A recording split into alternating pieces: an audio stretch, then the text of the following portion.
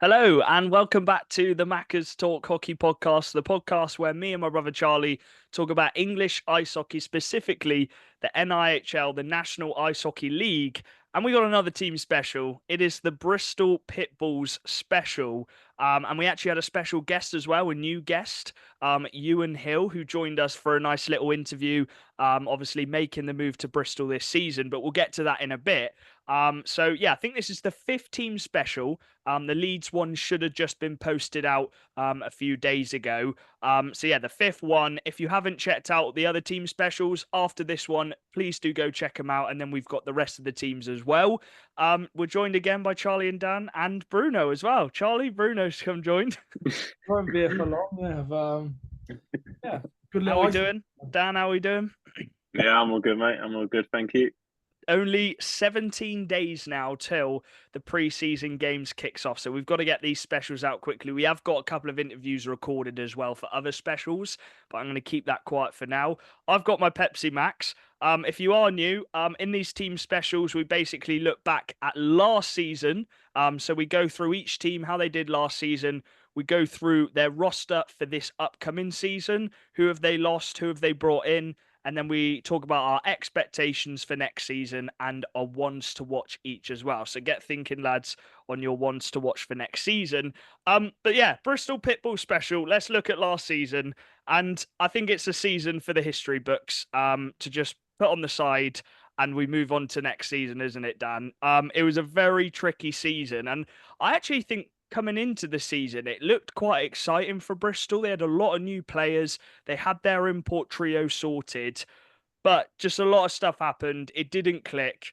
They started off the season with Tanner Butler, who I thought very, very exciting. One of the first import D-men to be signed into the league. And on paper, Charlie, we said that he probably looked like the best one on paper, along with probably Brock and McMahon. It was quite, but we had to try and guess. And they also had Sobchak, obviously, and he was actually the captain, so he got made captain. And then they also had Nick Corrick at the start of the season. It seems so long ago, doesn't it? But they had Nick Corrick. It just didn't go to plan, did it, Dan?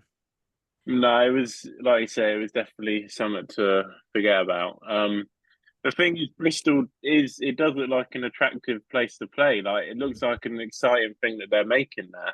Yeah. Obviously, they sell out nearly every week, pretty much every week, and they're a really young team.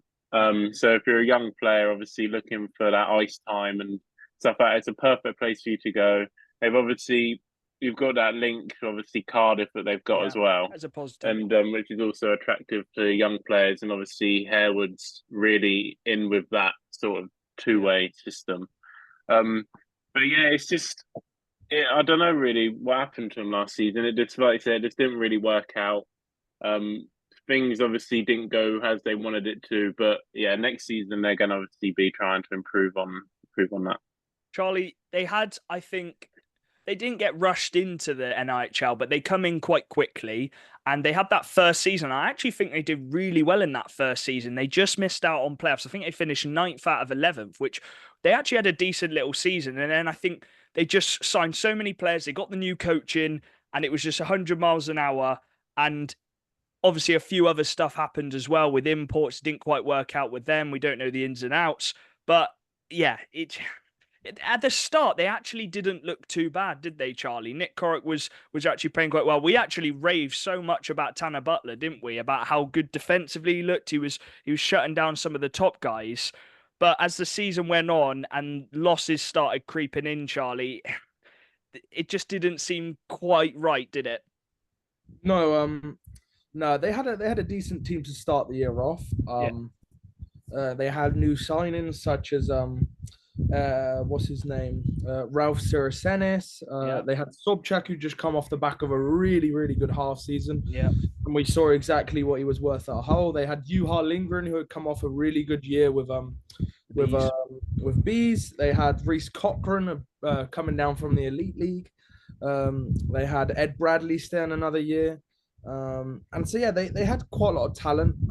They had a lot. Ben Norton was another one. Norton, yeah, he was the big one because he was the first goalie who'd come in as a starter who was younger than 22, I think, and big, Yeah, and we'll go on to him in a second, but carry on, Charlie.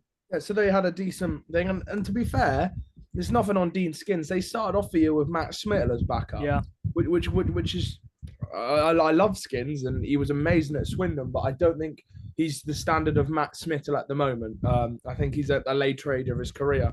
So they did have a backup as well, but everything went wrong quite quickly for them. But they did have a really big bright spot, and for me, maybe their brightest spark of the year was Brendan Feasy. I thought he was probably their best player from last season. He came in, he got 49 points in 30 games, scoring 32 goals in 30 games. So he was very good for Bristol, and I think that's when they got their best run. Remember him coming on our podcast. They got a 4-point weekend, didn't they? And Feasy got like 5 goals. Yeah, we might have jinxed him because I think they went on a loss streak after that. But he was a big bright spot for them. I thought Feasy was really good, and I think they'll be hoping Price can produce something similar. Yeah, obviously it doesn't help, but we're not going to go into the ins and outs, and we don't really know the ins and outs. But your captain leaving straight away, Dan, it doesn't help really. You're going into it 2 steps back, then, aren't you? And then obviously we had Ed Bradley leave as well. He went back to the Bees. It just didn't quite work out. It didn't really tick. They did finish the league bottom. And we mentioned so many times it was just about getting through the season. And actually, a lot of the young players who have signed up for next season, such as Lipsy, Sean Morris, you got Elliot Lewis as well, who have signed on for next season, they stuck with it. They did stick with it, and they got given opportunities at the end to just go out and try and show themselves. And those players, I think, got a lot of ice time, and they've been signed ready for next season. I think that is a positive to take out of it. Yeah, well, I think those players, they obviously they do see something in Bristol, and I can totally see what they can see in it, because obviously when they first came into the league, they were signing obviously players like Roberts and stuff like that, and it's like, I can totally see why they want to go there. And they obviously last season it wasn't right, but they definitely still see something in Bristol. And the fact that they've actually given it another chance, and they know that they're going to get an opportunity there, is, I think, that's totally a positive for the club, because keeping the young players like that is always going to be good for the club. And they're obviously going in a direction where they want to have these upcoming Brit talent, and the fact that they managed to keep a lot of them is 100% a positive, and like I said, they'll keep building on that for seasons to come. Now, obviously, we're just a van podcast. We don't really know too much of the ins and outs. Jamie Ellison obviously become the coach, and there's quite a lot of personalities in this team. Let's just say that there's a lot of younger players, there's a lot of older players who expect to get those top line minutes as well. And when they weren't winning, I think you saw some of those personalities come out on the ice where it just didn't quite click. Maybe they weren't playing as much as a team. And I have to say, I think Jamie Ellison, he was quite successful with Cardiff, wasn't he, Charlie? You were just mentioning about being the video. And he's very smart with his hockey. He probably has an idea of the way he wants to play, but I just don't think he was quite suited to come straight into the NHL and coach a new team with a lot of new players and a lot of personalities, trying to deal with some of the players who have left to, let's be real, Sobchak getting the captain and then having to change that straight away. It all, I think it went a bit too quickly. And I don't think they could sort it out really. Yeah, they had their tough moments. Like you said, he wasn't awful in his first year of coach. No. And I think one of their biggest problems has just been not being able to keep hold of imports. I think in their first year, they obviously brought in Sobchak halfway through the year, so they must have lost an import there. I can't. Roberts, he went to Raiders, didn't he? Oh yeah, they lost Roberts. So that this year, and I think you know what you're getting with Butler. I don't think he's going anywhere, but they really need Price and the import Netty to stay, because I think that was probably one of Jamie Ellison's toughest things, is he was relying on the imports to be the leaders in the dressing room. They were the older players. They were the guys. And obviously Adam Harden as well. And I know Adam had a good relationship with Richie from what I could see as well. So I think they just need some of their older guys to stay and lead that dressing room. I think it's just stability, especially with being a new franchise, a new team into the league. You just need a little bit of stability, even if it takes a couple seasons. it's so hard to come straight into the league. Solway proved it last year. Solway, I think, are run so well, but even though they're run so well, it still takes time for them to adapt and come into the league. And I think we'll go on to obviously in the second half. I think they've taken a different approach this season, and I think it's a much more chilled approach, kind of building for the next couple seasons with some of the signings they've made. Just to put it in perspective with what Charlie was saying with the imports, they did have 7 imports throughout the year. Obviously, starting with Butler, they started with Korik and Sobchak. They then obviously brought back Max Babrea. Max Babrea's actually just signed for, I think, the Cardiff Canucks, actually, but he's 43 years old. You can't expect him to come back into the National League after being out for 3 seasons and trying to put the team on his back, can you? And he actually still got 25 points in 26 games, and he was playing as a D-man in some of them as well. So, yeah, it's a tough one. And obviously you had Carl Powell who come up. They needed some stability as well. He come up. And then Hardy as well. He come in near the end of the season. And there was just no stability, I think, throughout the season. And I think a lot of the players knew it was just about waiting for next season. The team would change. We knew it would change. We knew there'd be a few players leaving, which they have. And it will be an interesting one next season, because I think the players they've re-signed are the right players to re-sign, Dan. And obviously we'll talk about it in the second half, but it seems like a bit of the negativity's gone out of the team, and they've got the set imports now. They've got those set youngsters, which I think have been loyal from the past few seasons. Well, that's the thing. Obviously, Bristol, they're only 3 seasons. They're only 3 years into the time they've been in the NIL. Well, they've only had 2 seasons. Well, yeah, that's what I mean. So they need to build. They need to build this core. Obviously, every team's got a core, and every team has obviously started from that before. And that's just players that have obviously stuck with the team, and they know what players are obviously like the bad apples in the team. They know what players work. And yeah, it's all about this making that core group and then building from there. Because once you got that core, then the wins start coming, then the signings start coming, and it all starts becoming into shape, into a team. Yeah. But for Bristol now, it's just all about building that core up and just getting these players in and getting them upbeat and just getting them pumped up for the season and just seeing what happens and just working for it. Yeah, and as you said, their fan base, they're getting in 1.5 to 2,000 fans if it's fully sold out, and they're still coming in. I think that's a positive, because the fact that they're still coming in and supporting the team and still have this passion for the team, I think is really, really positive for the team going forward, that they know even if they do have a couple results, we got these fans who are going to try and make the building loud on a home game next season. And I think that will be really, really key. Knowing that they've got a lot of fans, considering it's quite a new team as well. So yeah, I was shocked actually about how many fans were still coming to the games, especially being a new franchise. I keep saying franchise, it's not the NHL.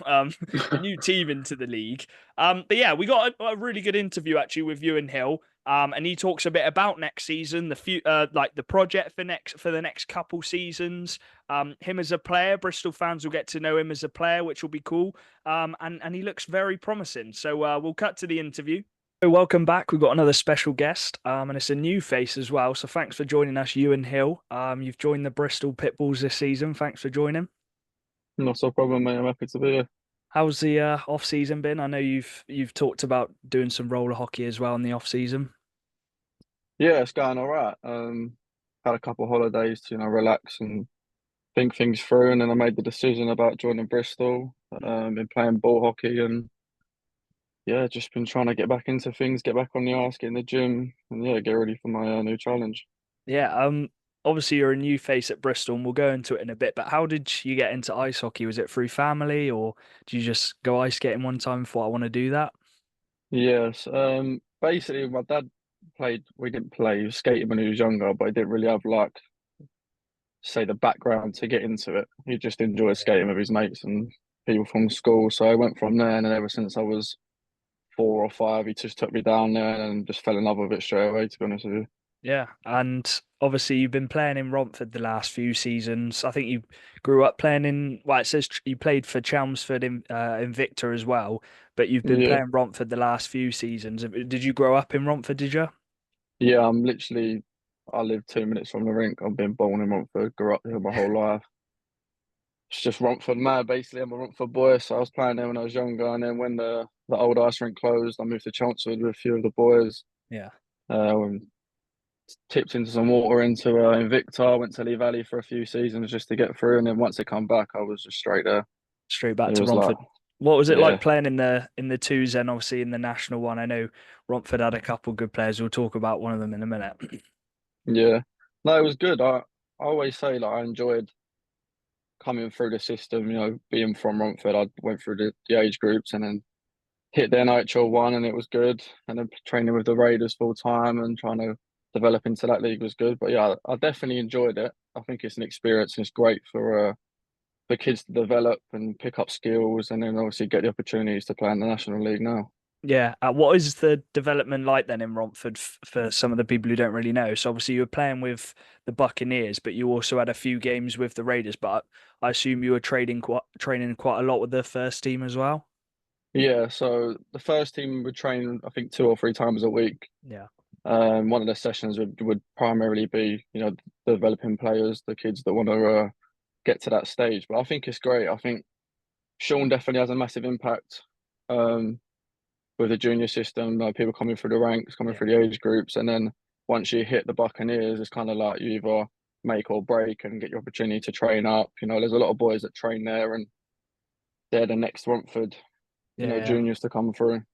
And looking at elite prospects, you actually did a little season up in Sweden. Was it always on your mind to go abroad and play in Europe a bit in your youth? Yeah, definitely. I think especially watching hockey, the NHLs and the Yeah, Americas is definitely an experience to go out and play there, and I loved it. I think it done me well, on the ice and off the ice to meet new people, come from different backgrounds. I was in the top of Sweden, and it was maybe 8 hours of daylight, or is so that it? was the only bad side of it. But other than that, the hockey was great, on the ice every day in the gym, meeting new people. But Look, yeah, looking honestly, at the it team was as well, fun. you were the only British person in that team. Yeah, there was a few Americans, I think 2 or 3 Canadians, obviously, which is better for me because I could communicate with them. But yeah, I was What the was it only like Brit, as a so young, how old would you have been? Would you have been like 17, 18 years old? I think I was 18 when I left. Yeah, Yeah. And then you went up to Canada, oh, sorry, America. Was that also what you wanted to do? Go up there, get the training? Because I assume you would have been on the ice a lot more than you would be down here in England. yeah. We had our schedule was on the ice 1:30 every day, gym Yeah. straight after, and the difference between the two was Sweden was more independent, whereas America was more like we was a team and we did everything as a team and we was like Okay. a proper like unit as a whole. Yeah. And then you obviously come back to the UK. You played a bit with Streatham, and then you moved to you played for Romford, and I think that was kind of your best point season per game. You got 41 points last season. Were you on the line with Brindley for a bit of that? Yeah, so I did a little bit at Streatham, didn't work out, and then come back to Romford and was like open to the opportunity. I was like, well, yeah, it's on my doorstep. I want to come back and Mm. feel comfortable and enjoy my hockey. And yeah, I played on the second line. Brynny was on the first line, and then towards the end of the season, when we was trying to make a bit of a run for it, especially during playoffs. Yeah. Yeah, me and Bryn played together on the unit, and then yeah, we just clicked instantly. What is it about Brindley? Obviously, he's been given that opportunity now with Coventry. I don't know if he's going to have a two-way with the team in the national, but it seems like Coventry are going to give him a go. What is so special about Brindley? Because for his age, he is actually ridiculous. Yeah, I think he's just got what you want in a player. I think he's tall, which is Yeah. a massive aspect. He's quick. He's a very quick skater. He's got good hands. He's got a good shot. He's not afraid to get in the corner. He's quite young, so he's eager. I think he will do well. I think the development side will turn him into someone a lot better than what he already is. Yeah. The boys at Coventry will keep him grounded and keep him in the routine. And I think all the best to him. I think he definitely deserves it. and I think he just needs to grab it by the hands and just go with it. And looking back to last season, like you got 6 games for the Raiders. You actually scored in one of them games as well. How was that scoring in the National League? Oh, it was such a surreal feeling, just training and working hard to get to that stage, and then being given opportunity, and then the time comes. It was actually Brinley who gave me the pass, Was it? and it was just like such a surreal feeling. It was like everything I'd worked for, and America, Sweden, to come back to then go into that league, and the development I've been going through and training, and it was just like it's what I wanted, obviously, and I mean the only downside of it was it was against Bristol, um, but yeah, it was a great feeling. It's obviously what I want, and hopefully this year there's a lot more to come. So off season comes, talk us through it then. How did the move to Bristol come about? Because obviously they had quite a bit of change. Obviously Barry become the new player coach. How did the move come about to Bristol? So I think there was a lot of speculation around Romford, and it was a bit like, are people staying, are people going? I was in a bit of a situation where I didn't know if I wanted to venture out and go and see other teams. And then one day I woke up and Barry messaged me and said, "Look, do you want to have a chat?" He pitched me his plans and what he was thinking of doing with the team and the development and trying to get guys to come down and then push them out and hopefully to elite league level or just build a new team. I think there's a lot of new faces. And I think what he's doing is going to be amazing. I think definitely Bristol have got a point to prove. Based on their standing from last season. But I think with a lot of new guys coming in, some new imports, some key factors staying like Bailey. I think it's a good opportunity for me, and it was kind of something I didn't really want to turn down. And I think Barry basically gave me what I wanted. Said to me, "Look, I can work with you. I think the team's going to be good. I think it's going to go in a direction that Bristol want to go in. So definitely, I grabbed it by both hands and said, yeah, let's go." I think when Bristol come in the league, you must have been following the National a bit. They were kind of rushed into the league a bit, and I don't think they got the proper rebuild which they needed from the start. And it seems like this season it's kind of a fresh start from last season, and it seems like he's re-signed some of those key players, and he's brought the right kind of players to come in like yourself. So what are you kind of expecting going into next season with this fresh start with a lot of hungry players like yourself? I think it's a new opportunity for me, and I think I'm looking to develop, especially as a player. It's a new town, new city. Meet the fans. I've heard the fans are amazing. I've heard that it's a loud barn to play in. Even though they were losing a lot of games last season, they were still getting those loyal fans in, which I think was key for them. Yeah. I mean, I went with the Raiders down there, and I was on the bench, and it was just we went into overtime with them. It was loud, it was electric. It was like we don't know if we're going to win, and I kind of think that's what Barry wants to bring. You can come down to us. You might be top of the league, you might be bottom of the league, but you're not going to come here and just if you're going to beat us easily. It's going to be a roar. It's going to be fans. We're going to be gritty. We're going to be hard to play against. And I think with the new boys coming down, like I said, there's a lot of new faces, so it's a new opportunity for everyone.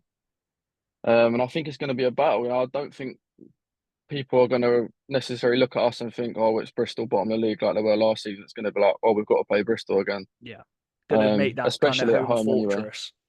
Anyway. It's definitely going to be, hopefully, somewhere where you got to come and you've got to grab both points. You can't just come and take them. Yeah, absolutely. And obviously, you're a new player coming in.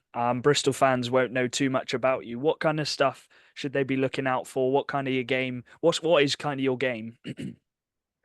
I like to think I'm hardworking. I'm dedicated. I'm definitely going to try and get them points for the team, for the fans, and make them all happy. I like to think myself as I like to get in the corners. I like to create plays. I can put the puck in the back of the net, and I think a lot of the boys in the team are all very similar. We've got goal scorers, playmakers, gritty players, and I think myself will add to that, and hopefully we'll bring home some wins.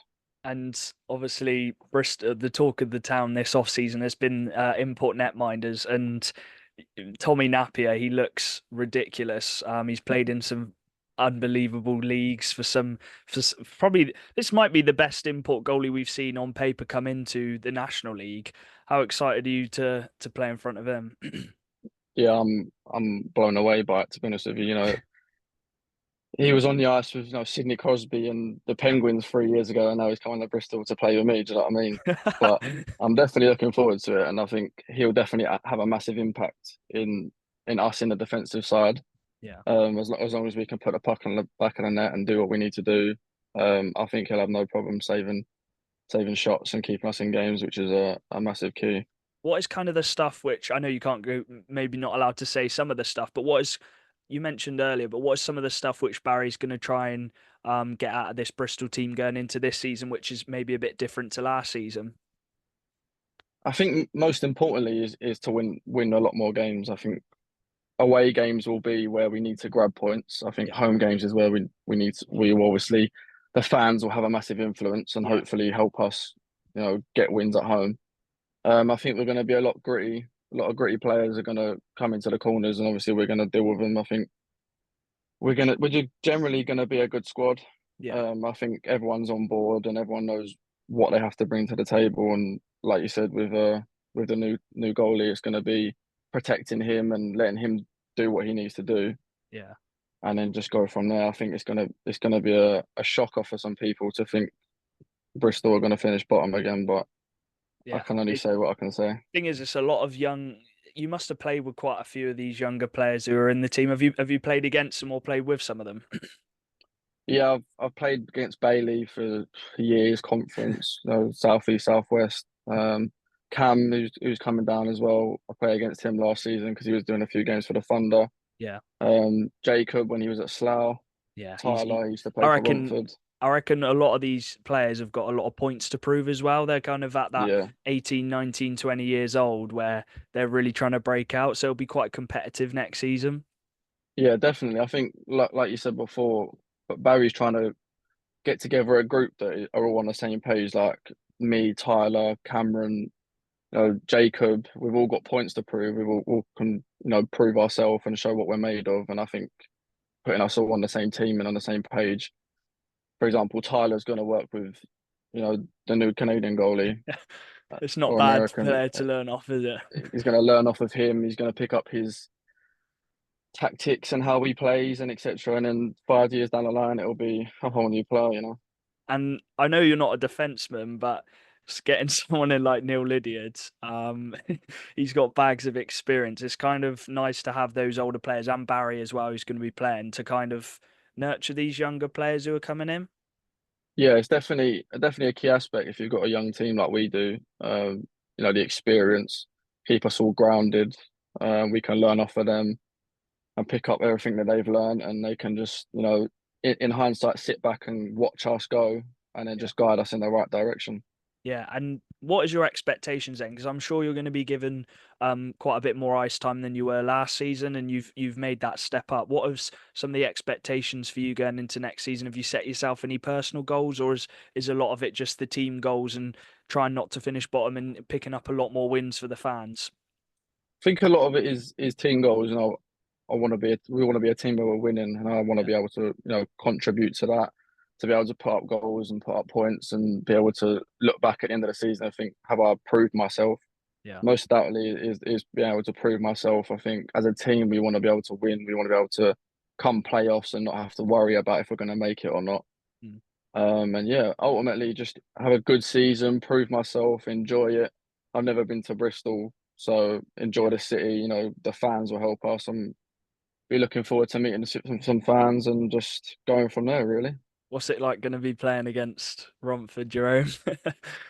Maybe you can get one back, get a score against Romford. Yeah, I think it's going to be fun. Like, I'm really good mates with TJ, so me and TJ, obviously we love been TJ chirping. We've been chirping, been going at it, saying, "Oh, what's going to happen?" Blah blah blah. But I think it'll be good. It'll be good because it was my home, and I know a lot of the boys. I'm good friends with a lot of them, and it'd be good to come back and play on the other side of the rink and just battle against them. I think it'll be good. You must have played against played in quite a few different arenas. How much are you looking forward to playing in a packed out Milton Keynes when they can get really loud? They can get really loud. Yeah, we one of the games I played for the Raiders last year was MK away, and it was kind of like, well, this is a bit surreal, really, because you can't even hear yourself talk to the person in front of you or be able to communicate. But yeah, I think hopefully, and I think it will be. I think Bristol will be a bit like that. It will be like the boys will get the crowd going. You know, we go 1-0 up or 2-0 up, and the crowd won't, stop talking. And obviously, me and my brother are Swindon fans. He's not here at the moment, but you've got Swindon in a pre-season game. Are you looking to get off the mark? What kind of stuff are you doing to prepare for the season? I don't know. Have you actually been back on the ice yet, or have you been? I know you've been doing your roller hockey tournaments. Yeah, I've been on the ice a few times. More time on the rollers. Just trying to stay active, trying to keep at it. In the gym, preparing. I think Swindon's going to be a tough game. I think some of their imports are looking tasty as well. I think they're going to be a good team. You know, they've always got, like last year, their imports are always good. Yeah. Especially with Thomas. Thomas is, a joke. And I think adding to their imports and even their Brits, they're going to be a good team. The good thing for us is that we are obviously a better team than we was last year. And you always give us good games. Bristol always gives Swindon tough games. Exactly, and I think it's going to be one of them games. Like I said to you earlier, I think people are going to look at Bristol and think, "Oh, he's clear, easy points." Where I think there'll be a lot of upsets and hopefully a lot of upsets. And I think it'll be a battle against every team. I know you mentioned TJ. Is there anyone else you've played with when you're a bit younger who you're looking forward to playing against in this league? Because I'm sure there's quite a few lads who are around your age group. Yeah, a lot of the boys I played with when I was younger are either playing in the league or playing in NHL1 or wherever. Majority of people I played with at conference, you look at the teams you're playing against, like your MKs, your Hulls, your Sheffields, a lot of the Northern boys you'd play against in a conference final. I'm definitely looking forward to play against them. The likes of Finley Howes, someone that's took it by a storm. TJ, for an example. Yeah, there's a lot of boys that it'll be good to see back on the ice and be able to play against them. Couple more questions then. Is there like a ones to watch from the Bristol team? I don't know if you've met all the Bristol lads yet, but is there a ones to watch you think the league should look out for this season? Who's going to make a proper breakout apart from obviously you're going to bat yourself? I haven't really thought more about that, to be honest with you. I think one of the people I think is definitely going to put on a show will be Elliot Lewis. I think. You reckon? Yeah. He's a big kid. He can shoot the puck. He can move. He's looking in great shape, and I think he'll definitely take it by storm. The same with Cameron.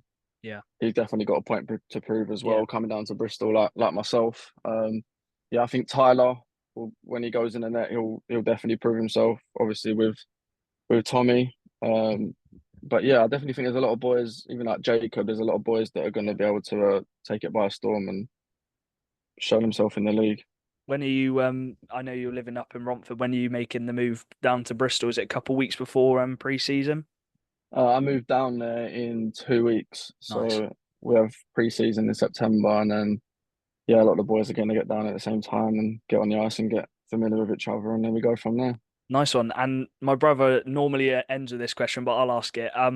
What is your message to the Bristol Pitbull fans ahead of next season?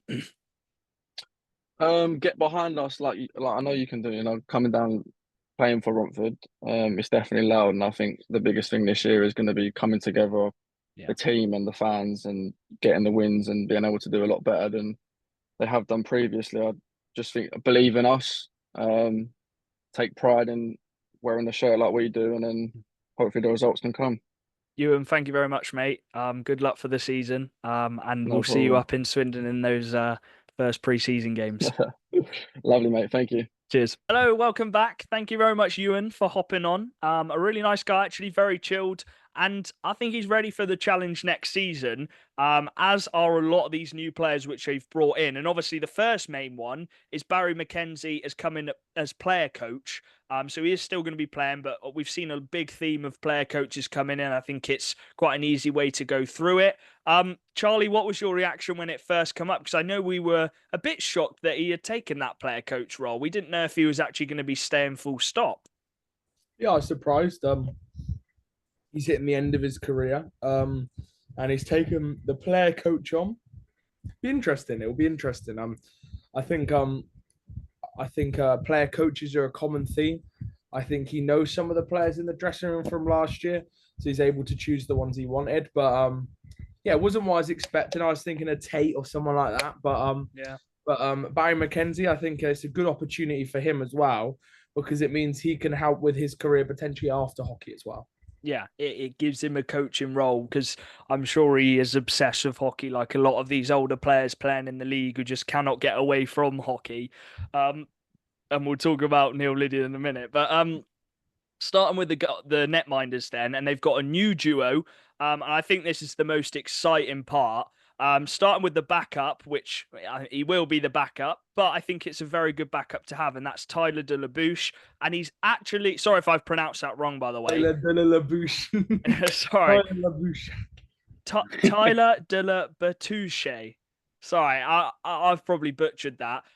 But he's come in and he's actually had some games in this league, Dan. It's not like it's a young lad coming in who doesn't really know the weight of the league. He's come in and he actually got quite a few games for Peterborough, especially back end of the season.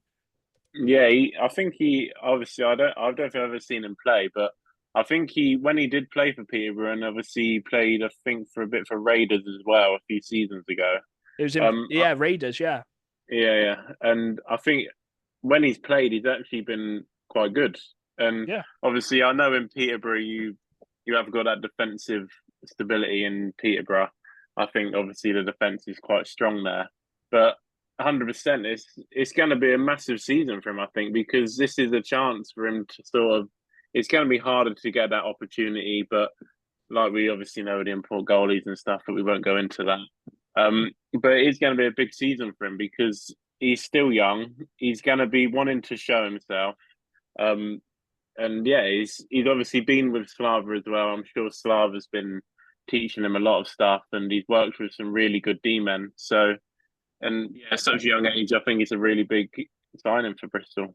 Well, he's going to be learning off someone quite special. And for me, I'm going to put it out there. This is my signing of the summer, which I'm most interested to see. One, because it's an import netminder and we haven't seen them since the EPL days. And two, on paper, he looks absolutely ridiculous. So they have signed Tommy Napier. He's 26 years old. And he's 6'3" as a goalie. It's very good to have a big goalkeeper, I think, if he knows the game, and it looks like he does know the game. Charlie, I'll let you talk about a couple of leagues. He's played NCAA, AHL, ECHL. So, Charlie, do you want to start with the NCAA? Yeah, he doesn't look too bad. He's 26 years old. He's a big boy, 6'3". And he signed for the Pitbulls. He played in the NCAA with Ohio, which is a good NCAA team. In his best year, he played 32 games and had a .932 save percentage. Very good in the NCAA. He then went straight into the AHL, which is a really good league. AHL and the ECHL, putting up decent stats. He had a very good year in the 21-22 season, where he had nearly 9 save percentage in the AHL. But then for the last 2 years before this year, he's had a bit of a mixed bag of seasons. He had not the greatest of stats in the ECHL. And then last year, it says he didn't play, but I heard rumors that he went to Slovakia and came back pretty quickly. So, yeah, it's going to be good for him to get some consistent minutes this year. And on paper, he looks like an elite league goalie. So, it's a very, very good signing, and it's what Bristol needed. Yeah, they certainly did need it. And he also played in the camps, the Pittsburgh camps, with the likes of Sidney Crosby, Malkin, stuff like that. He is no mess about, Dan. I don't think we've seen a player of this quality. I know goalkeepers might be a bit different, but still, the CV, some of the leagues he's played in, some of the attackers he's played against, which would be comfortably elite league forwards, some AHL forwards who have played in the NHL as well. A lot of players who've played in the NHL play in the AHL. I cannot wait to watch him, honestly. Yeah, it's going to be really, really exciting. Obviously, they had some really big skates to fill with Norton. Yeah. Obviously, I know there was a few rumours about Norton. Norton obviously moving on, and he'd obviously gone to Sheffield. But yeah, I think they've 100% replaced him, if not bettered him, to be fair. Right, absolutely bettered him, in my opinion. Yeah. the No CV. disrespect to him, but he is taking No, up an import slot as well. Yeah, 100%. And yeah, that's the thing. This is what I love about the import goalies is the quality of these goalies that are coming in is only going to be good for the league, and he should be unbelievable. Like in this league, he should be comfortably competing with the best goalie in the league. Yeah, comfortably. And yeah, I think with this signing, it gives you that bit of support at the back. And I know they had it with Norton, and they've carried that on, which is obviously really good. But it gives you, he's obviously worked with some unbelievable players, and the fact that he can bring that into this young Bristol team is going to be so huge. The interesting bit, Charlie, and I do have to mention some not negatives, but some things to think about. He's probably not played with a D in front of him, which is the level of some of the leagues he's played in. I'm sure the NCAA defense and the AHL defenses are a bit stronger and a bit less open, more tactical than the Bristol Pitbulls or any team in our league. So it'll be interesting to see how he adapts to our league. He's not going to get some of these really, really hard shots. He's going to get some weird shots, which I think will take a bit of time to get comfortable. I know it sounds silly, but we've spoke to McLaughlin, I think it was off camera, talking about if a goalie who played in those top leagues come down to our league, they would find it a bit weird not facing shots at 100 miles an hour plus, whereas they're only facing shots which are some fluke shots, Charlie. Yeah, it's about grade A chances and stuff like that. And it still doesn't mean you can leave the goalie wide open. You've got to protect him. He's going to let goals in. He's human. So, yeah, but it's what you need. The goalie is the most important position in the team. And on paper, Bristol have the best goalie in the league. So it's a big position which was needed for Bristol. We will talk about how they do lack in other areas, but one of the places they don't lack in is goalkeeper. And you've talked about this off camera, but we'd like to think that that he should be able to keep them in games and to be able to maybe against Peterborough away just puts on a show and he keeps the score low and they stay in a game. So he should be a game changer for Bristol, and he has to be their guy. Yeah, he if he keeps the average goals per game down, and I know it's not just on that, but let's say they last season they might have been a 5 or a 6 goals per game on average conceded. If he can get that down to a 3, or even in some games 2, it gives the forward core and obviously the defensive core as a whole a chance in some games to really win some games, whether that's 3-2. We've talked about it a lot with other teams. And also with the import goalie debate, I think this is really good for Tyler as well. He might not play too many games, but he's going to be learning off a goalie who's played against some of the best forwards. Like, I think this is a good learning for Tyler. He's what, 19 years old, 18 years old. He's got plenty of years to improve. And when you're learning off someone like Tommy Napier, Charlie, something you did mention, I do have to talk about it, is what if Bristol do lose a lot of games like they did last season? Will it be tough to keep him? Will he be like, I can't keep losing as a goalie? Yes, it's an interesting one. Like I said, they need that stability this year. They need the players to stick with them through the tough times, because it's not always going to be smooth sailing like Leeds. You're not going to hit that level where you win. You don't lose more than 2 games in a row. There is going to be weeks, and I'm sure they've got batches of fixtures where they're probably going to lose 4 or 5 in a row. And it's how can you get through them games? And this is where I really think Tommy Napier is key, because he needs to come out and he needs to, all right, boys, we lost 4 games. I'm going to keep it down below 2 goals, and you guys have just got to score 3. Yeah. So, very much. Yeah, but you'd hope he doesn't get frustrated and moves on. But I think Bristol would have had to tell him the plan, tell him what's going to happen, that he is playing for a team which is learning, which is developing. But yeah, if he's bought into the plan, I think he'll be an unbelievable asset. Because I did see someone comment, I hope Charlie's not too negative. This signing is unbelievable. He has the best CV we've ever seen in this league. We're not downplaying that. He played in the AHL, and he played with a good save percentage in the AHL. He's got an unbelievable CV. So he should be really good, this keeper. And Dan, it is important though that the defense listens to him. It's so important. We've spoke to netminders and goalies how they want the defense to be able to protect them and do whatever makes the goalie most comfortable. I think the communication's going to be key here. And I think that's important that they've got Tanner Butler there, because he is someone who's going to know that kind of communication with an American/Canadian goalkeeper. They just naturally know it a bit more growing up in Canada and America. But it's important for the rest of the D-men to be able to just protect him and make Tommy feel most comfortable to be able to make them saves, not giving up all these rush chances. Be a nuisance.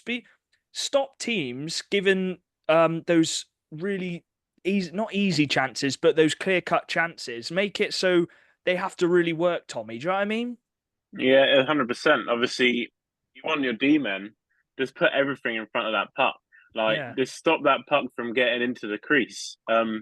Obviously, Tommy, he's going to have his weaknesses. Every goalie's got a weakness. But this is where, exactly like you said, the communication is going to come in. He's going to say, I don't know what his weaknesses is, but say, oh, yeah, low block is quite weak, lads. So just get a guy on the back door. Get a guy to cover that part. Get a guy to cover it. And obviously, Tanner Butler will be working with him a lot, I reckon. And then Tanner Butler will be definitely relaying that to his defense, and I'm assuming he's going to be sort of like the coach of the defensive core, if you know what I mean. Like him and probably Lydiard. And the fact that they can work together like that is going to be so key, because if you can get that D core working and that goalie working as a team, that's going to be dangerous. Because if you can stop the puck going in that net, it's smooth sailing. Because if you can get your offense going as well, 100%, you've got a chance in every single game. I think it's key as well that you're not expected to win loads and loads of away games. It's tough for any team to win away games. If you can really hammer down, like the Bees did last season, in your own rink, make your own rink your home and make it tough for the teams to come down. And instead of thinking, or them coming down to Bristol and going, oh, we're going to put quite a few past them tonight, they're going to come down and go, oh, okay, we got to try and find a way now to not only get through the D, who are going to protect Tommy, but then we've also got the best goalkeeper on paper in the league to try and get past. So, they've really got to make it a fortress. Let's go on to the D, because we're talking about it. And obviously, Tanner Butler, he needs to be the Tanner Butler, Charlie, which we saw at the start of the season. And I know it's tough when you're losing 10 games possibly in a row, and I think at the end you could see a bit of frustration from him, but it's a reset now. We know what he can be like, and he's a very physical D-man, and he can shut those top guys down. Yeah, me and Dan were calling before this pod, just talking about some stuff. But we talked about Tanner Butler, and we were talking about players who play roles in teams, and we talked about on the Leeds pod. But Tanner Butler plays the role in pretty much every team in the league of the number one D-man. Power play guy, PK guy, top line guy. So he's going to be doing that, and he's got to take a big responsibility in protecting Napier, making sure the squad's happy. He is captain. Yeah. He has to keep the morale up. He has to lead by example. Maybe they're 2-1 down against Romford at home. Bang! Tanner Butler scores or gets a big assist. That's the type of shot. He's got to do that this year. He's got to be the guy who they turn to. When the coach is like, oh man, Tanner, we need something here. Tanner goes, I got you. That sort of, he really isn't. I know he there's a funny moment for the Bristol fans. We raved about him last year, Tanner, and I still look at him as that high player. He did get a bit angry at the end of the year. He got quite a lot of penalty minutes. But I remember when we were in Swindon, he banged his stick on the boards because he listened to the pod. He'd heard what we were telling about him. So I think he's got that level of not ego. I wouldn't call it ego. He knows it. He knows he's a good level. Knows his standard. Yeah. And I remember for the first half a year, like you'd have Kieran Brown or Malas skating at him, and you could almost see Tanner smile. It was like, yeah, come on. He likes the challenge, doesn't he? And that's what I liked about Tanner. I liked that factor in him. I thought it was so entertaining because he had this level of I want this challenge. Bring it, because he got 39 points in 42 games last year. He got 9 goals as well. Like He's a very good D man. So point the game for him. The power play is crucial for lower end teams. Crucial. It is like Bees' power play was really good last year, from what I remember. No, it was, yeah. Especially wasn't so good away, but at home Bees' power play was lethal, and it won them games. If Bristol can have a good power play and Napier's on point, that can win you games alone. So he's got to really be that leader of the decor. There's big expectation on him. He needs to cut down on penalty minutes. He got 129 last year. He's arguably their best. He's arguably their best. He's arguably their best player. And when Tanner's in the box, that means you don't have Tanner for another 2 minutes, and you don't want that because he is probably going to be playing 30 minutes a night for Bristol. And one thing I will say on him, I know we've talked a lot about him. It does feel like, Dan, he's been in our league for a long time because he knows. As much as he did get lots of penalty minutes, he knows the line to hassle at people and to hack people's legs and push them about and stuff like that. He doesn't really get called for that kind of stuff. The stuff he gets called up for are the stupid stuff, and I think he will cut that out next season. But he knows the line. He knows he can hack. He knows he can be physical, and he doesn't go too much overboard. Do you know what I mean?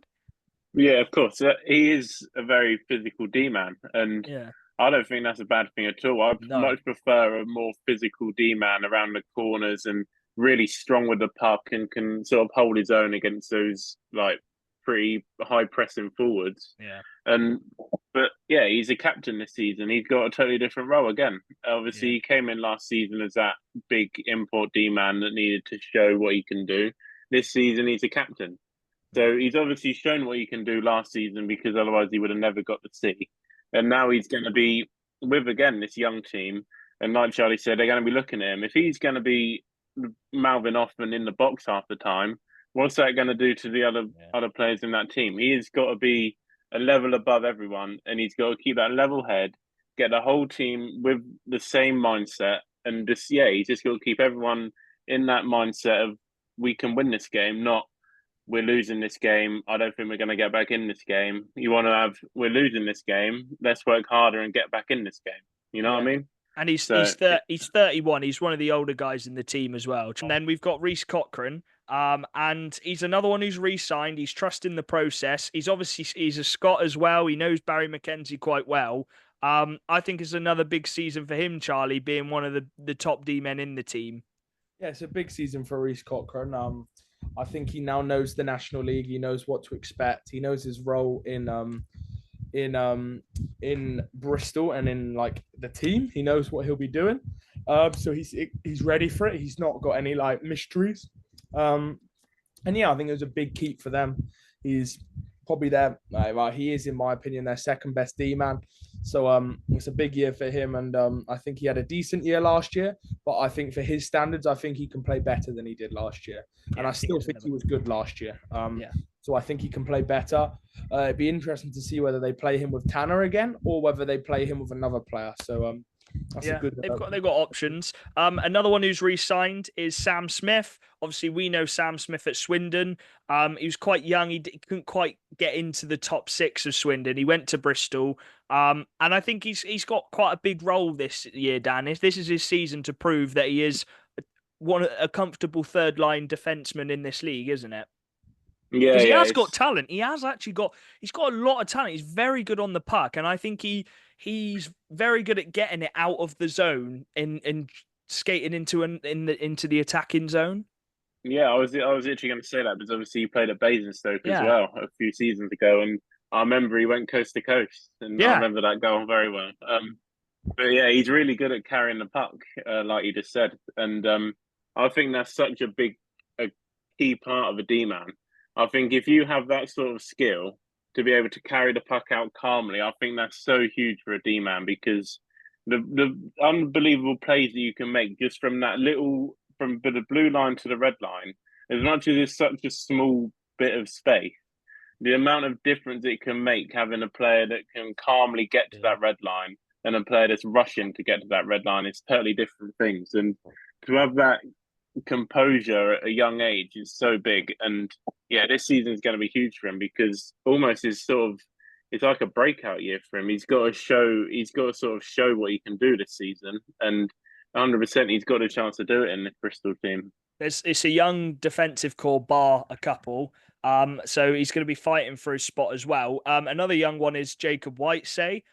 He's signed again. Is he signed for 2 years? Or is it? Yeah, no, he's signed for 2 years. So he's signed for this season and for next season. 19 years old, 6'3". And he's been given big roles. He was their main D man at Slough. He was obviously the captain at the under 18s GB. He gets picked for the under 20s GB. So it's a big season for him, Charlie. And he could be given a top 4 role as well. So it's a chance for him to step up now he's had that season in the NHL. Yeah, it's a huge year for Jacob. It's either this year or next year has to be his breakout year, probably. How old is he now? Well, he's on a 2-year deal, so only 19. That's what I mean. Yeah, this year or next year, I think he'll have that year where, when I say breakout for a D-man, that's like 10, 15 points, establishes himself as a very good D at this level, and I think Jacob will get there. He's got a lot of raw talent, I think, which just needs to be nurtured into an area. I think he's very good at skating. He's good on the puck. And he's that kind of modern D-man you want, and what a lot of teams are after. So he's got a lot of talent. On the other end of it, you've got Neil Lydiard, who's staying for another season. I'm looking at the years. It's 2001, 2002, 2005, and then you got Lydiard 1978, and it's like, oh my goodness, he's still going. He just cannot get away. I don't think he'll play every single game, Dan. He didn't play every single game last year, but he just cannot get away. He loves hockey. We know his family so well, and they love hockey as well. And I think he might not be one of the top guys now, the top D-men, but he's got bags of experience to give to some of these younger guys. And he will still stick his face in front of the puck. He still will. And if they need any defenseman to do that in front of the goalie, it's Lydiard. And I'm sure Nappy is going to love him. Yeah, 100%. He's probably played with nearly every goalie in England, and probably half the imports as well. But he, like you said, the experience that he's got is going to be so big for this decor and the team, the whole team in general. Like the amount of experience that he can bring to this team, and he's played in all scenarios. Like when I say all scenarios, I mean probably every single scenario you can play in. Yeah, and that is going to be so big. The fact, as long as they give him a chance to say his bit, yeah. I'll say that. Then that's totally going to be so big because, like you said, he might not be the best player on the ice anymore, but up in his brain, he's probably one of the best in that dressing room. And he knows a lot of players in this league as well. Just fun. He's an old school D-man. He's old school. Charlie Macca fact. Lydiard's first season of men's hockey was the 93-94 season. To put into context, only 2 of Bristol's squad was born. That is crazy. And one of them is probably Tanner Butler and Barry McKenzie. Barry McKenzie, and I think Tanner Butler had just come out. The rest weren't even born when he was playing. Only 2 players in the squad. Yeah, Tanner Butler was born on Lydiard's first year of hockey, and Barry McKenzie was I think was 6 or 7 years old. That is actually mental. The rest of the squad hadn't even been made yet. Lydiard wasn't watching, but isn't watching. But the fact he's still going. I got a lot of respect for that guy. I remember speaking to his amazing wife, and she said, "I'm so happy he's made it to 44 years old and he's still playing with 44 on his back because obviously he played with 44 at 44. Yeah, he's now 46. He's still going. Instead of 47, is he gonna make 50? Fair play to him. And we love Neil. So yeah, it'd be an interesting one. I just need to get my charger. So 2 secs. And then they do have a couple new faces in the D. We'll start with one which we do know of, who played a couple games in our league last season, and that is Ben Davies.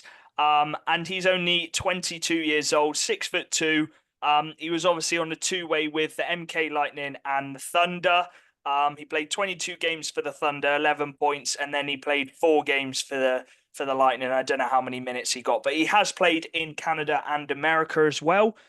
So it's an interesting one with him. Again, It's another defenseman who, Dan, in the next couple seasons, it's his chance to show that he is at this standard in this league and that he can play regular minutes in this league.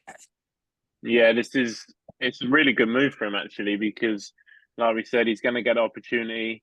It's going to be good for him to get that opportunity in the National League. Yeah. I think with obviously we know how stacked MK was, and it's so hard to get into that team. But the fact he's coming into Bristol on that two-way, he'll probably be training with Bristol, obviously, and then he'll get that chance to be in those big scenarios in games, and he won't have got that in MK. And the fact that he can get that in this Bristol team, and he's a new guy wanting to prove a point, it's only going to be good for his future. And yeah, it's going to be a big season again for him, because he's going to have to show what he can do. Yeah. And then another youngster who's come in, he's actually on a two-way with the Fife Flyers. So even though they do have the two-way system with Cardiff, he is a Scottish lad, and that is Finn Page. And he's played with the Flyers the last couple seasons as well. I don't know how much minutes he was playing, but obviously he was getting some experience with them. But again, Charlie, it's basically we're playing it on repeat here, but it's another chance for him possibly to break into the top four. We don't know what the lines will be, but he looks promising. He's played in Canada for 6 seasons when he was younger, so he's obviously going to be very good at skating. It's just about getting used to the NHL, because it's a very different league to those youth leagues in Canada. Yeah, and I've heard he hits a lot. He loves to hit people. That's good. He's 6'2", so it'll be good fun, I think, by the looks of it. From what I've heard, he didn't really get minutes at Fife. I go on Flash Score and I checked his ice time, and I don't think he really played a minute in the last 15 games. So yeah, it's a good opportunity for him to get ice time. He did play 12 games for Solway 2 years ago. He got 3 points. I don't know whether he was playing forward or D, because he can play both apparently. But yeah, it's a body for them. It is an unknown, which is a common theme of this Bristol team, is you don't really know how good they're going to be. Like in terms of some of these players. Yeah. So it'd be interesting to see how good he is. I can't really comment on him because I don't know much about him. Some of them might hit the ground running, and some of them it might take a bit of time to get used to it. So yeah, I think at least 2 or 3 of those younger guys are really going to step up this season. So they got 7 defensemen, and I think that will rotate quite well, actually. You've obviously got Tanner and Lydiard, and then Cochrane, although he is quite young, 23, 24 years old, he still is one of the experienced guys in that D core. Moving on to the forward core, and again, it's a very young forward core with a couple of experienced guys. So we'll go with the ones who are re-signing back, and the big one is Bailey Harewood. He decided to stay in Bristol, and he's got that two-way with the Cardiff Devils. Dan, again, this is a massive season for him because he is their main attacker now, along with the import. He's going to be on that top line. He's going to be on the power play, and I think this is it, man. This is the Bailey Harewood we're going to watch, not prime, but yeah. Yeah, well, he's last only season 21 as well. Yeah, he's still really young. But last season we said this is the time he's got to show himself. He's got to. I think it was the first time he sort of got that link with Cardiff. Yeah. He played in pre-season with Cardiff, picked up some good points. I think he got like 3 points in the pre-season games with Cardiff. But like we said, it didn't really go the way I'm sure everyone would have wanted it to. But this season, he's definitely going to have to go for it because Cardiff, he's got that link again with Cardiff. So he's going to really be wanting to prove a point. We know he can do it. We know he's an unbelievably skilled player. And we know we've seen what he can do. But it's just the fact of getting him to do it with the other team on his back as well. Yeah. Not just him, because then that's when you start seeing a Harewood that maybe doesn't see the pass or maybe tries to do a lot on his own. And that's when you start seeing negative sides of his game, because it's good that he can go coast to coast and stuff like that. But at the end of the day, hockey's a team game, and you need to be a team player in this league. I think because of how much they were losing last season, players going. It's the pressure. He knew he was going to be staying, and he just wanted to try and do it himself. And some players, they just want to because they know they can. But I think this season will be very important to be able to link up with some of those line mates. And as you said, if they want to try and push for this playoffs, they've got to play as a team. But I also think he is so talented. He's one of the most talented forwards we've got in this league, talented players we've got in this league. His stick handling, the control, the way he just dances around the ice with the puck. And I think putting him next to this import will be very, very interesting for him. I think he'll link very well with him. So yeah, Bailey Harewood's back. We've also got Mason Lipsey. He's back. I think he signed a 2-year contract last season. So he's back for his second season. And again, he can play that centre role. He's a very important player for them. And I think he's one which every coach trusts as well. He's one which you can trust. He'll know he'll do a job, and he can put the puck. He can put the puck in the net, which I think is very important. Sean Morris, Charlie, someone who I think come along leaps and bounds last season. We questioned him a bit after his first season, but I think he found his feet last season, and he was actually one of their standout players. Yeah, he proved me wrong completely. I didn't think he would get 22 points last year. He had a really good improvement year, and he just looked a lot fitter, a lot more sharper when he played. He was always the first guy to the puck, and he's a proper team player. He'd do anything just to be on the ice, and he got on the PK as well. And I think he'll play a big role for Bristol this year. And he even was captain while Tanner Butler was banned. Yeah, and I think that shows. Man. Like, and he was when they were playing poorly and they couldn't get the wins. He stood out to me, just how much he put his body on the line and how hard he was trying. And I think he's deserved getting that role next season. And then there's only a couple more who've re-signed. Elliot Lewis is another youngster, and I think I hear a lot from people that he is very talented. I think it's just getting that into fruition, finding the right line mates. I think he's got a very big role. And then Barry McKenzie, obviously, he's the player coach going into next season. And then we've got loads of young lads. But before we get into the young lads, we'll go on to the import. And it is Canadian Nick Price, who has come in. He's 25 years old, 6 foot. He's a winger, and he played in the U Sports for 1 season. And then he's played in the Swedish league last season. And we've seen quite a few players play in the Swedish league. I think Sobchat was one of them, Charlie. Correct me if I'm wrong. Yeah, Sobchat played. And I think this could be a very, very interesting import. And I think he can score. I think he'll score points in this league. Go on, Charlie. Oh, it was me. I thought because you're the import guy, aren't you? Yeah, he's 25. And he's played for the last 3 years, which is good. But he didn't play for 3 years before that. He didn't really have much of a college career. He played 2 games of college hockey. But yeah, he played in the SPHL, which we have seen some imports come from. But the Hockey Etan's a really skillful, talented league, and he got 19 points. I think it's definitely a risk in this import, but I think he's got the potential to do really well. We know he's going to be top line. There's no other line he's going on. He's going to get big minutes. He's going to get power play minutes. So this kid, he's going to get opportunity. And there is quite a lot of pressure on his shoulders to score points. But I think he looks decent. What would you say, Dan? Yeah, well, I was going to say, obviously, in the Swedish league, if not a lot of people are aware, me and Charlie had spoken about it before, but these Swedish teams, that league relies a lot upon their import players coming in. Obviously, I know it's a Swedish league, but they'd have Canadians coming in and Americans, and they rely a lot on them players being skillful and sort of having a really good hockey IQ, because obviously Swedish is more for growing the game. Them players coming in are coming in to be the key parts of that team.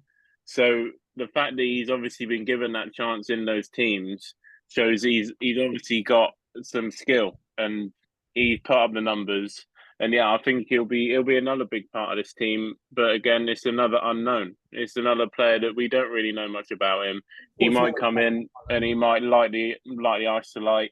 He might come in and it might be a bit of a slow start. But once he gets himself into the league, gets around a few of the rinks, plays a few of the teams, then he'll start showing his true self. He's going to have to be relied upon as well, because he's one of the older guys. Even though he's 25, he is one of the older forwards, and he's your only import forward. And I don't think we've seen in our league, in the whole NHL, 2 defensive imports in the same team. So he is the only import forward. He is the main guy. He's not got competition with another import forward. So yeah, I think him, Bailey, Harewood are going to be top line. I don't know who's going to be playing on the top line with them. But yeah, I think it's a good little signing for him. And as you said, it's just unknown until we watch him. But he does. He came from a skillful league, and that Yeah. normally translates well in our league. Yeah, and I think if I was a Bristol fan, I'd be looking forward to him. I think he's going to be good fun. I think it'll be a fun one to watch. And I hope it really works out. Shot. That's my bet. He got more goals than assists last year. I think he's going to be a physical player. I reckon he's going to throw his body around, really going on the forecheck, sort of using his body well to get the puck, and protect the puck as well. Him and Bailey will be good fun together, I think. Yeah. Cameron Hamill then, obviously we know about him. Obviously his brother plays for Milton Keynes. He's re-signed for Milton Keynes. But I think Cam goes under the radar a bit. He's got a point to prove. And he's signed for Bristol. I actually think this is quite a good little move for him. And I know it didn't quite work out at Hull. He did move from Hull and he come to his brother. But he's a bit older. He's a couple of years older now. He's played in the GB under-20s. He's still got 12 points in 42 games for Milton Keynes, and I don't think he got given much ice time whatsoever. One of the lines I really liked was when he was on the line with McEwen and his brother, and that works so well. And Dan, if he's just going to forecheck the absolute daylight out of some of these players, he's going to be such a pain in the arse to play against, and he can also chip in with some points as well. That's it. If you play him in the role that he plays, he's gonna produce. You know, he's not gonna be the guy that you're gonna put out there to score an OT winner or a clinching goal at the end of the period. He's gonna be a guy that you send out there, give your big guys a rest, send them out there. He won't stop skating. He'll keep forechecking. He'll, like you say, he'll be a rat. He'll get the puck. He'll give him a little slash. He'll get the team wound up. If you play him in that role, I think you know what you're going to get from him because he did the exact same thing at MK and it worked. So if you play him in that role and give him that sort of freedom in Bristol, then I think you'll get the same, if not better, than last season. I actually think there is a lot more points to come out of Cam Hamill. With Bristol, he is one of the players who they've signed forward-wise who has played in our league. So he does know how to play against some of these senior and use his size to his advantage. So I actually think he got 12 points last season. He's probably going to be given a bigger line role at Bristol. I think he'll be looking for 20, 25 plus points, Charlie. What do you think? Because in his youth, I know youth isn't too much to go by, but he did score a lot of goals with his brother. Him and his brother did run the Scottish leagues. Yeah, I think... the Irish leagues. I think me and Dan were talking about this. I think his perfect role would just be playing consistent third line minutes for Bristol. I think like we were talking, he is a third line player. Like chuck him out against other third lines, let him cause mayhem, and let him be Cam Hamill. And I think it'd just be good for him this year to get consistent ice time. When there's an injury, pop him up a line, or if he's on good form, shove him on the second line. But yeah, I think you're right. There is point potential, but I don't think that's what you sign Cam Hamill for. I think you sign Cam Hamill for him to be a rat and just to be annoying and get in people's faces and do his job really well. And that's what I think he's there for, just to be Cam Hamill, the guy people don't like, people who just gets on people's nerves, and he'll be good for the fans. I'm sure he'll drop the gloves. I think he's had a couple fights in his time. I think his brother scored a header against us. They just get in the way and be a nuisance. And yeah, it's a good signing for Bristol. I liked that one when I saw it. This one excites me a lot. Not as much as Tommy Napper in goal, but he still does excite me. And it's the guy we had on, Ewan Hill. He's come in. I think he's been due a full-time role in the NIHL. He's proven himself to be a point scorer. He got 41 points in 19 games for the Buccaneers last season, 17 goals, 24 assists. And he actually said he didn't really play with Brindley too much. He played with Brindley a bit, but he was getting those points by himself with a couple of other line mates as well. And I think this is a guy who could come in, Dan. I'm not saying he's going to be as good as TJ Anderson, but I think it's a guy, if you give him opportunities in this league, he's got the capability of scoring some good points. And if you play, it's shown with some of these younger players. You saw it with Bally when he come in with Malas and Nell. If you play them with some good players, they're automatically just going to get so much better. I think this guy, Ewan, you could possibly stick him between Price and Bailey Harewood. I'm not sure who would be the centre, whether Price can play centre.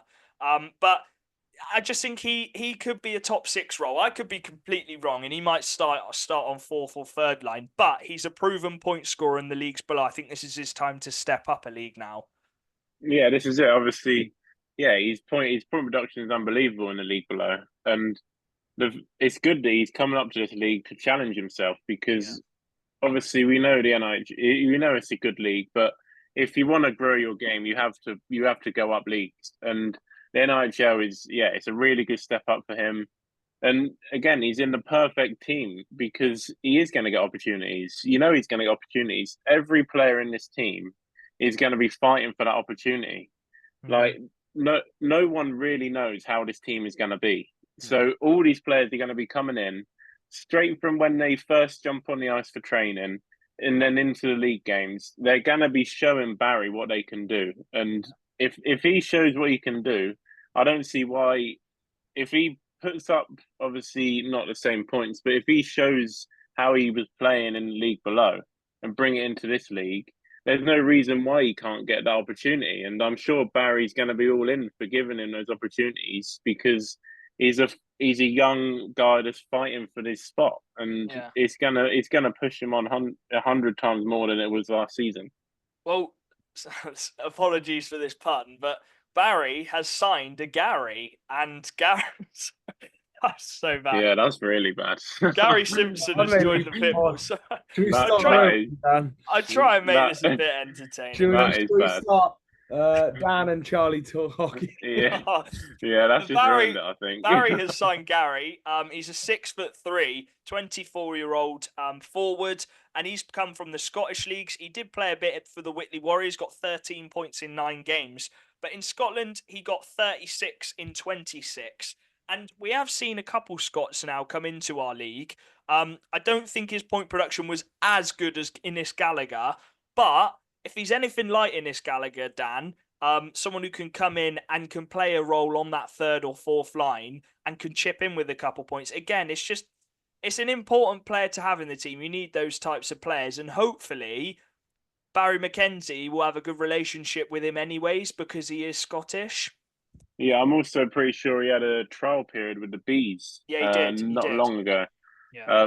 So he's no stranger to this league, and he's obviously, I know he only played probably about 5 games for Bees, but he'll sort of know the league, and he'll know Barry really well. He's 24 because now. I'm sure he's been in the same team with Barry, and Barry knows obviously how he plays, and having a coach that knows how you play is going to be so big because he knows your limits and he knows your boundaries. So you're not going to be put in these situations where you don't feel comfortable, and it could end up sort of pushing you back a step. He's only going to be put in these positions if Barry knows that he can do it. And we know Barry's got these links. Same with Finn Page. He's going to have played with him before. He's going to know what he can do. Yeah. And he knows what he's going to do with these players.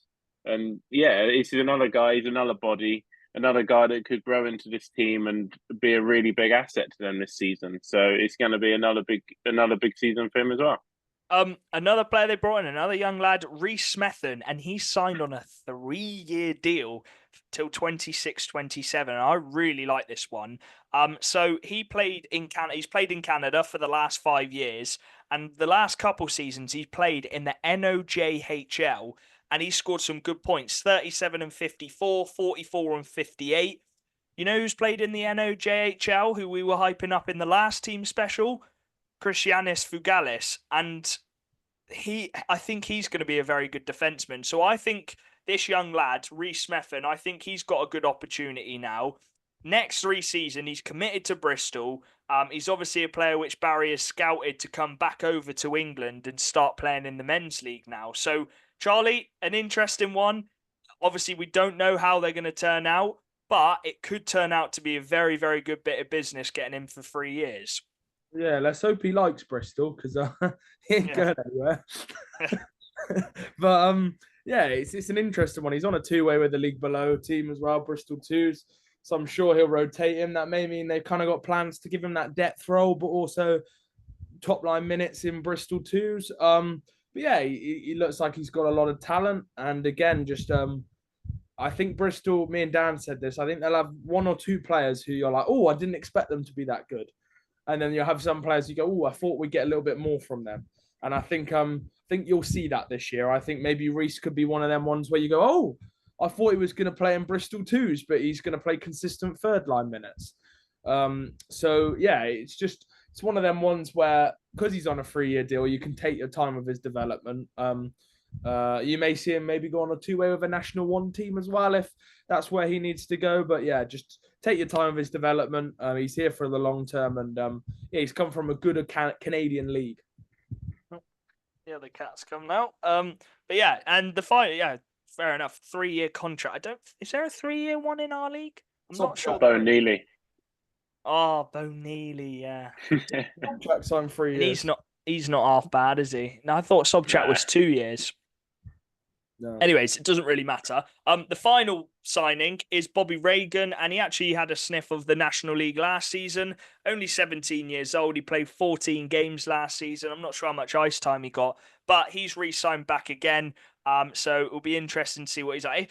I think the bottom line of it for this forward core is they know who the top guys are. You've obviously got Harewood, you've got McKenzie, you've got Price, you've got Lipsy, you've got Lewis, Morris. Those are the guys who've played in the league the last couple seasons. And then you've just got some of these young lads, as Charlie said, they could kick on straight away. Some of them might take a bit of time, but a couple of them on 2 years, 3-year deals. So it's very built for the future with a young team.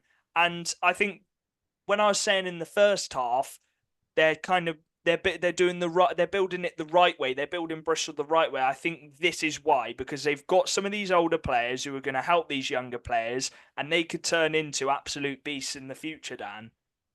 Yeah, 100%. It's like I say, they need to build that core, and obviously it might take a few seasons for that to happen, but it's about having these players signing these 3 years deals, having these players that are going to be loyal, having these players that are going to commit to it. Yeah. And as much as it might be tough, obviously losing some games, it's going to be, you've got to think about the future and think about how good it will be when that core is built.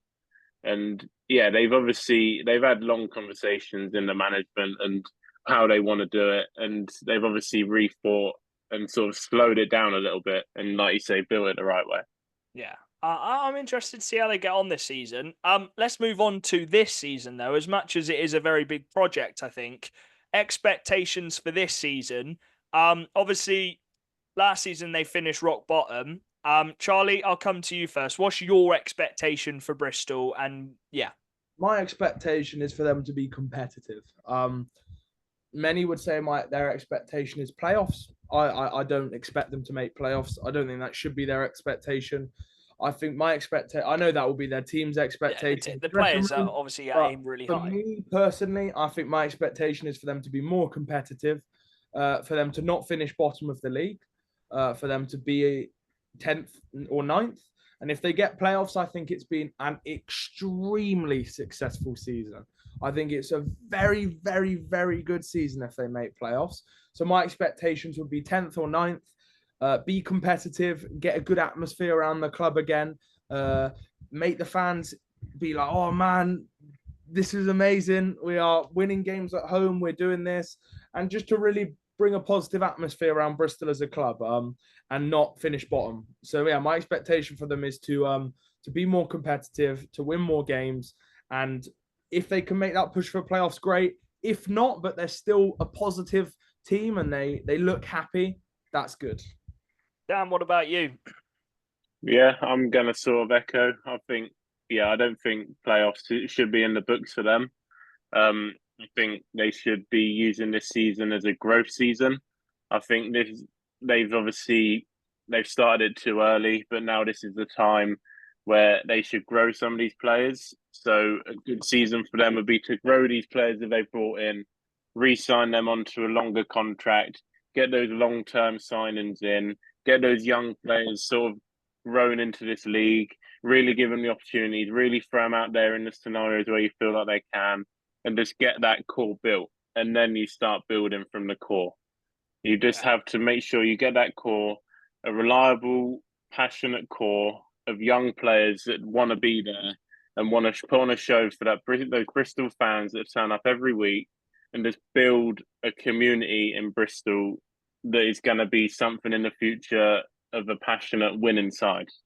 Yeah, I agree. I think it's very much a project for Bristol, and I think they're doing it the right way. I'm quite. Me and Charlie have had this debate yesterday. I'm quite harsh with my expectations. I think their expectations should be to make playoffs. And now, if they don't get it, but they still improve from last season, I still think that's a positive season. But I think expectations, they got to try and make playoffs. I think that's every team's expectation. Even though they did have a really tough season last season, it didn't really look like they were going to make playoffs. They've signed the best goalkeeper on the league in paper. He's played in the AHL. If he genuinely can light up this league and give Bristol a chance every single home game. Yes, some games Leeds might blow them out. Some games even Raiders could blow them out. Not every team can perform at 100% every day. But if at home they can really make it a fortress, they can get behind the boys can give it everything. And even if, as Charlie said, even if they're going to lose a few in a row this season, they might lose 4 or 5 in a row. But if they're giving solid performances, keeping teams where they have to give it 100% to try and beat Bristol every night, I really think they can try and push the playoffs. It'll be interesting. There's a lot of unknowns. There's a lot of new players. There's a lot of young players which could take a long time to settle. They could settle straight away. So yeah, it's an interesting one. Ones to watch is then. If they make playoffs, I will clap my hands and be like, fair play to them, because there's a lot of new players in the same team, a lot of young players. And if they all do click and make playoffs, they've had an extremely good year. And they still could sign someone. Oh, yeah, they can still sign players. But I think that'll be their goal, is to make playoffs. And if they do that, fair play. Charlie, coming back to you, ones to watch then. Who should we look out for this season? Who do you think is going to have a little breakout? My ones to watch. Just slightly different ones to watch. My ones to watch is Neil Lydiard. Oh, wow. Breakout year. Here we go. 46-year-old. He's got an important role in that defense, being the experienced guy. He's also, I believe, an assistant coach this year. Getting onto his coaching little record, player assistant coach. So I'm picking Neil Lydiard to help Bristol get the mentality in the right spot, to bring the positivity in the dressing room, and to get the most block shots in the league. Big up the Leeds. Just help the D, because I think the D is so important to help Tommy Napier. Dan, who's your ones to watch for this season? To be fair, I actually gone with quite a similar one. I'm going to go with Tanner Butler. Oh, okay.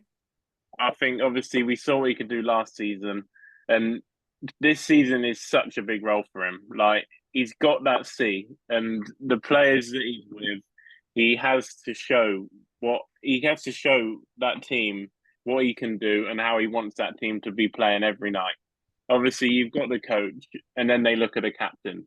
He's a physical D-man. He can pump the fans up. I'm sure he can drop the gloves. I don't think he dropped the gloves too much, but as a captain, he might bring that. He bring that fierce side out in him, and yeah, he's going to have to show these young players and pump these players up, work with the goalie, and just get that D-core rolling. Just make that zone a house, and don't let anyone break into that house. And if they do, you have to get them straight out. Yeah, wow, and then they're relying on Tommy to make an unbelievable save. I think when we put this on social media and people see that Charlie's picked Neil Lydiard as ones to watch, they're going to be like, why has he picked Lids as ones to watch? I think the reasoning's fair enough. I think it'd be interesting to watch how he can actually coach or help some of these younger guys in the dressing room. He'll be coaching the D-man, won't he? He'll do what Richardson does for us. He'll be on the bench, coaching the D-man, making sure the D-man, helping Jacob, helping Flynn. Like, all their D are like under 24, apart from Butler. And I think they've got like 4 D-men, 21 and under. So like, he's going to have a big role in helping them boys out. And like I said, he's double some of their ages, so he's gonna be big important man, and also on the penalty kill, on the third pair D, he's gonna be an important little player. My ones to watch, and I banged on about him to Charlie. I'm going with Jacob Whitesay. I think this is the chance. He's got a 2-year deal, but I think he'll be given a top 4 role this season in D. He's 6'3". I think he's got so much potential, so much skill on the park. I think he can be quite a physical D man. He's been given leadership roles. He's obviously been trusted with coaches in the past. I think this is his year, man. This is his year to become one of those top D men. And establish himself, as Charlie likes to say, as one of those guys, one of those D men in the league. I really just think he's going to have a really good season. I think he's going to be given more minutes. I think he's going to be given a bigger role. He could even be on top line with Tanner. We don't know what they're going to play. So yeah, I'm going to go with Jacob Whitesay. But there's so many young players you could pick. Ewan Hill's someone I'm looking forward to watching, and Tommy Napier as well. We haven't even included him in the ones to watch. But yeah. That is the Bristol Pitbulls episode. Yeah, we've probably spoken a bit. We've probably spoken quite a lot because they've had quite a lot of new signings. But it's an interesting season for them.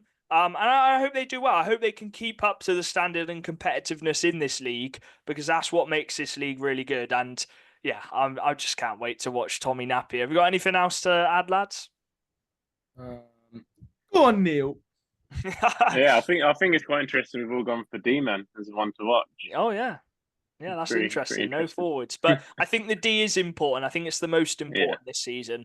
Obviously protecting Tommy. So yeah, we hope you've enjoyed this episode. We'll have even more team specials coming up. We've got loads of interviews recorded ready for them, and some really special ones as well. So we hope you've enjoyed this. Go back and watch the other team specials. Follow all our socials at Macca's Talk Hockey, and we'll see you in the next one. Peace.